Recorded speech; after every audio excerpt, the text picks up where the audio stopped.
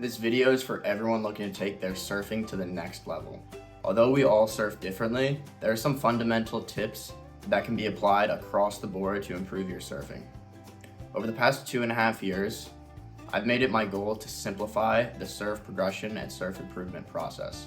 Not only have I spent countless hours in the water testing different tips and advice, but I've also reached out to some of the best surf coaches in the world to get their unfiltered advice on how to improve.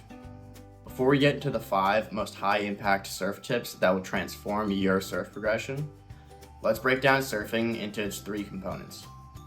Before we can even think about becoming a more skilled surfer, we need to improve our paddle fitness. And that's why I've created the 28-day paddle power routine. You can download it at the link in the description. This, combined with the ability to read the ocean and know which waves to go on, will improve our surfing before we even catch the wave. Next, the pop-up, the linchpin of surfing. A smooth pop-up can be the difference between a smooth, nice ride and just hanging on for dear life. Learning to use each section of the wave to generate speed and showcase impeccable style is a never-ending pursuit that keeps us coming back. These 5 tips will give you something to focus on in each fundamental aspect of surfing.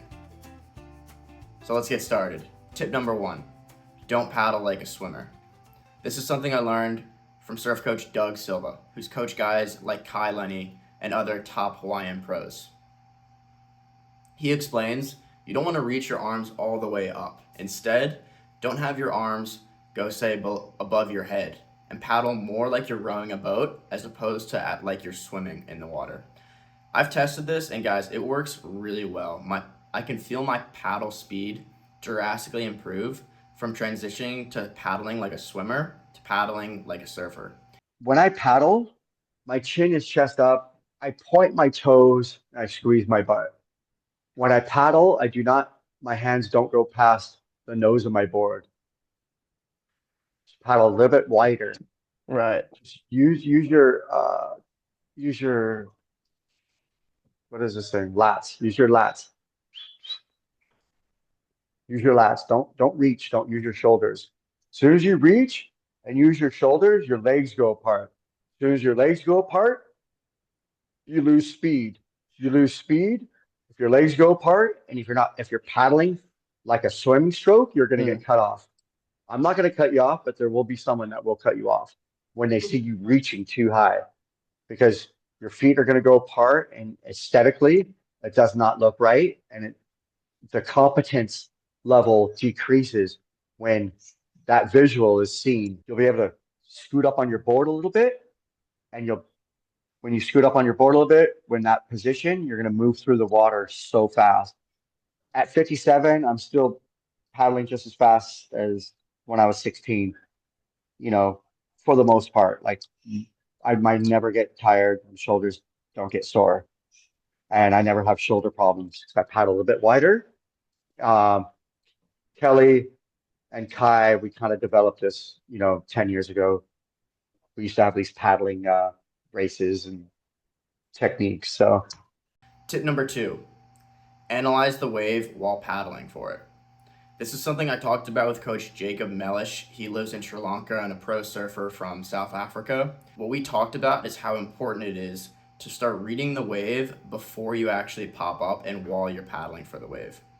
As beginner to intermediate surfers, we're often solely just concerned with being in the right spot and popping up. However, this doesn't set us up for the best place in the wave. Instead, when you're paddling for a wave, make sure you're looking at the shoulder of the wave to understand what the wave is going to do. At this point, even subconsciously, we're starting to program ourselves to how to best attack the wave and how to best surf the wave. What I was doing in my progression was I was paddling and I was looking straight down every time. What this led to was, I was able to catch the wave. However, once I popped up on the wave, I wasn't able to surf it to the best of my ability. Now we've paddled for it and we've popped up. Now it's time to make the most of our surfing. And this brings us to tip number 3. This was something that every surf coach I talked to has mentioned to me, and guys, it's transformed my surfing. This brings us to the neutral stance. The neutral stance is the thing that will take your surfing out of first gear and bring it into third and fourth gear. As beginners, we like to stay low and squat. This is traditionally referred to as the poopy stance, but each surf coach I talk to has urged me to try and take a more athletic position. Yes, it's harder to balance on the board in this more athletic position, a position, say, of a boxer or of a sprinter. However, once you do it, it transforms your surfing. See what Coach Chris Mills, the founder of the Surf Athlete app, has to say about surfers transitioning from the beginner poop stance to a neutral athletic stance. Going back to that neutral stance or boxer stance, what it's doing is putting your skeletal system in a position where you can easily move up and down or rotate. All right. So that's what the relevance of that is, just so you have access to movement. So if you take the beginner stance, your nervous system wants to be stable and low. It's a nervous system firing pattern. So somewhere in the trajectory of surfing, people have to break out of that and again start getting more front on directed, so into that fighter stance, so the body can move three-dimensionally more easily. And again, if you think, I'll take it back to a golfer. If you try to swing a golf club but don't allow your pelvis to move, it's the weirdest looking swing, right? That's how a lot of people will end up surfing. Just this weird kind of hinged, bent over torso. Whereas soon as if you can coil in both directions, start letting your pelvis on the backswing, pelvis moves, and on the front swing, pelvis moves, that is your surf stance. So it's really getting that pelvis and spine oriented forward so that the hip joint and knee joint can start coordinating movement. Tip number 4, turn back to the source for speed generation. So as we're surfing the wave, we need to know how to make the most of each section. Too often in my beginner progression, I would go too straight, too fast, and I would run past the wave. Something that's really helped me is understanding that the white water is the power source of the wave. When you get out onto the shoulder, that's when you can perform your turns to cut back to the white water and then use the white water as a source of power. In general, in surfing, the pocket of the wave is also the power source of the wave. This is where the white water meets the shoulder of the wave. Staying in the pocket, heading towards the white water, will increase your potential energy and allow you to attack the wave better. This is something that takes reps and reps to learn, especially because not every wave is the same. But understanding in general that when you're slowing down on a wave, heading back to the white water, it's a way to regain speed and it allows the wave to reform. Tip number 5, open the door when turning. Check out what Chris Mills has to say about the 3 fundamental stages of a turn. Turns. First off, it starts with the eyes. You can see he's already has gauged his head. He's starting to look into a turn, right? He's starting to look over the shoulder. So the first thing with a turn is starting to look.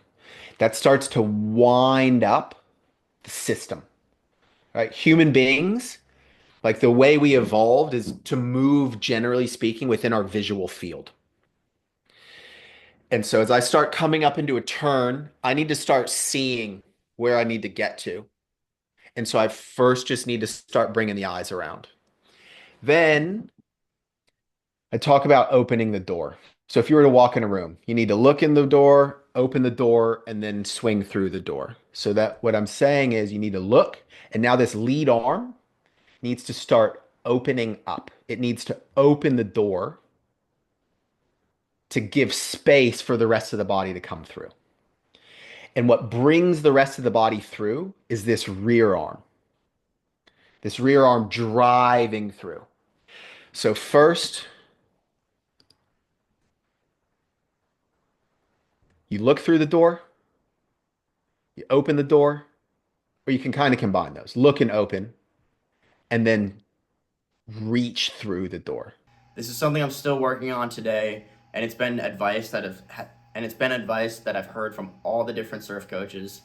Bringing that hand open for a turn and then rotating everything through.